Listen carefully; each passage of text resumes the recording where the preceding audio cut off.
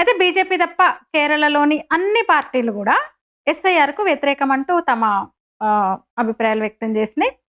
EC మీద న్యాయ పోరాటం చేయడానికి గూడా పార్టీలన్నీ గూడా మూకుమ్మడిగా నిర్ణయించుకున్నాయి.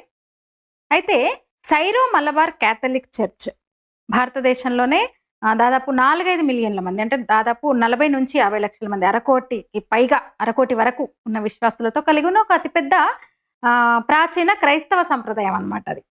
అయితే దానికి చెందిన మత పెద్దలు బిషప్స్ మొన్న మోదీని కలిసి ఇంతకు కొద్ది రోజుల ముందే మోదీని కలిసారు వాళ్ళు. కేరళలో ఎస్ఐఆర్‌ని వీళ్ళైతే అడ్డుకుంటున్నారు కదా! ఓటర్ల జాబితా ప్రక్షాళన.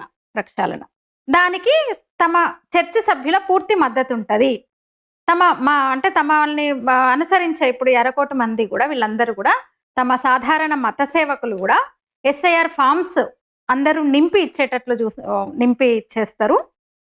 బూత్ లెవెల్ ఆఫీసర్స్‌కి సహకరిస్తాము. అంటే మొత్తంగా ఎస్ఐఆర్‌కి మేము సహకరిస్తాము. ఈ ప్రక్షాళనకు మేము సహకరిస్తామని బిషప్స్ మోదీకి హామీ ఇచ్చారు. ఆయన వీళ్ళ సమస్యలు సావధానంగా విని పరిష్కరిస్తానని జెప్పారు.